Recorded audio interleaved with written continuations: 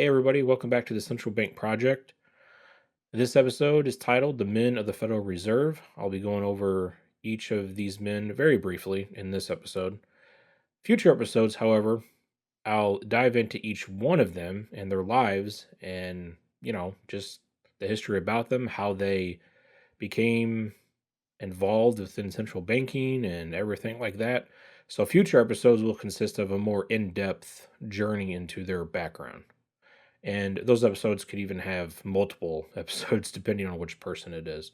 So, just a quick rundown of who we're talking about here: Frank Vanderlip, Senator Nelson Aldrich, Charles D. Norton,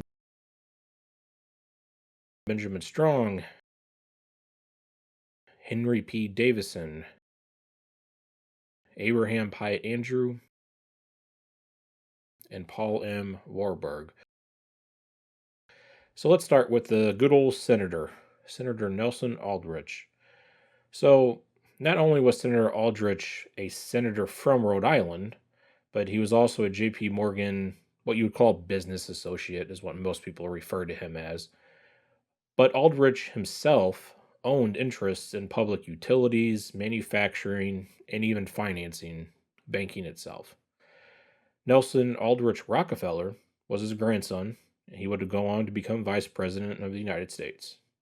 That's usually just a common fact on who Nelson Rockefeller was. If you didn't already know, now you know. He was the father in law of John D. Rockefeller Jr. Senator Aldrich was the head of the National Monetary Commission, which was coined or made by Congress due to the 1907 artificial economic crash, if you want to call it that. So that was Nelson Aldrich. Like I said, this is just a quick rundown.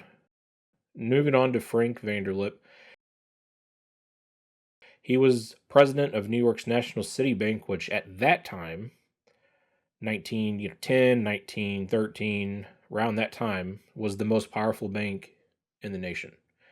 He worked on behalf of the railroad networks held by the financial firm Kuhn Loeb Company, as well as a representative of the Rockefeller family and their oil. The National City Bank, if you didn't know, also had financial interests in South America as well. It's believed that they were the reason why the Spanish American War happened, because they wanted to control the sugar cane industry down there in Cuba. But anyway, that's not going to be in this episode. All right, moving on. Abraham Pyatt Andrew, he accompanied Senator Nelson Aldrich when he was in Europe for 2 years, I believe, and he was a special assistant. He was also attached to the National Monetary Commission. That's why he was there as well to oversee things. He was the Assistant Secretary of the Treasury, as well as a professional economist. Okay, then we have Henry P. Davison,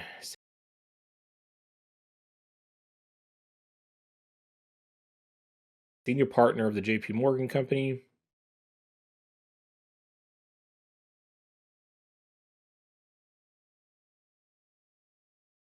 Benjamin Strong.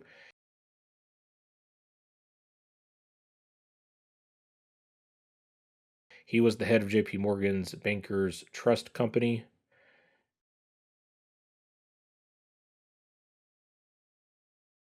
And we also have Charles D. Norton, who was president of JP Morgan's First National Bank of New York.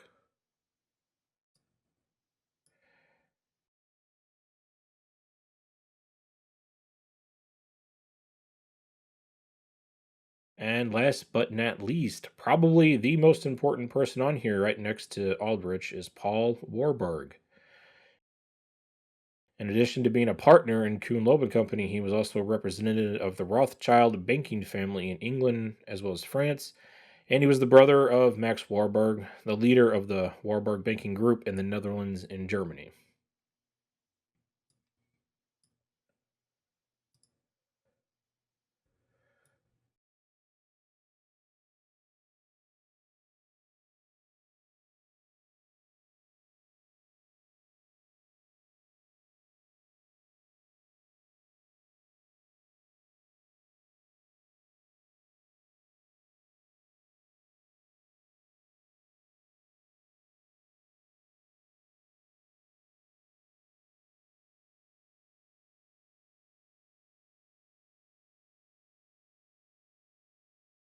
So, like I said, this episode was really quick, very concise, and it consisted of Senator Nelson Aldrich, Charles Norton, Benjamin Strong, Henry P. Davison, Abraham Pyatt Andrew, and Paul Warburg. If you don't remember any of those names, at least remember Paul Warburg and Senator Nelson Aldrich. This is why this is a hybrid system, because they had to have a senator on their side in order for this system to be set up. This is very similar to the founding of the Bank of England in 1694. The king and queen had to be the ones to initiate it, and they were. And then the rest of the supposed 600 investors came along and invested further in the bank, furthering its interests. All right, everybody, that's it for this one. Just really quick and concise. The next episode will consist of starting with one of these men. I don't know who yet, but look out for that one, and let's explore this together and on this crazy ride of the hybrid Federal Reserve System. Thank you. Have a good one.